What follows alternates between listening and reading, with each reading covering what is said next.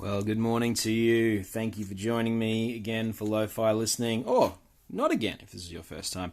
This is where we try and listen to God verse by verse. How about we read? For it is by grace you have been saved through faith. And this is not from yourselves, it's the gift of God. It's not by works, so that no one can boast. It is by grace, it is by favour. This is a means, a by, and saved. Saved is an interesting word that I think is actually really applicable for us, because there are so many things that we use to save us, so many coping strategies that we go to save us from either boredom or from feeling uncomfortable or from feeling sad. And it's so salvation is actually a really powerful word, but I think here obviously there is a sense of like a few different things: salvation from God's judgment, salvation but also salvation from the fruitless way of life that was lived by the nations before they came to God in their transgressions, in sins, in all of the yuck ways that we live. When our hearts aren't right, which is all of us, obviously. And here there's a sense in which you, of course, I guess this is sort of summing it all up before, just to say, hey, so do you realize it's just God's kindness that has saved you from that has saved you from that fate. And it's just through your trust in what He has done, through your trust, through faith. It's just the same word as for trust. Through trusting in what He has done. So through faith, again, just points back to the previous person, really points back to His generosity, His kindness, His favour. And whether this is the salvation, there is a bit of a question mark as to whether this, I guess, is the salvation, or this is the faith.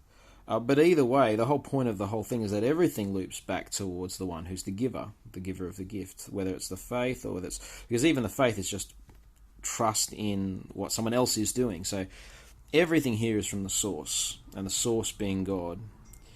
And so no matter how hard, the whole point of this passage is actually to get people to do good things, as we'll get to later, I guess. The point of those good things is never actually a means of accessing salvation from where you're at. So if you want salvation from where you're up to, if you want your life redeemed from sin, if you want to be different as a human being, doing is not going to be your means. Somehow that's going to be inadequate. You can sort of emulate, but it's not going to save you in the full sense of whatever it is that God means here. At the very least, it's not going to save you from His judgment.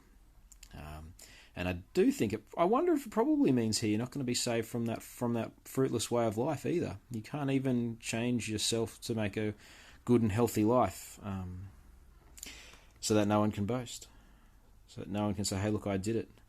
So it's interesting. God arranged things this way, like He wanted it this way. He wanted us to just need to lean on Him, and that's hard. I don't like that God wanted me just to lean on Him and to never be drawing on myself for strength, drawing on my own resources. His plan and purpose for Pete is to be inadequate, but relying on His Son. It seems to be what I need to do today. You pray with me.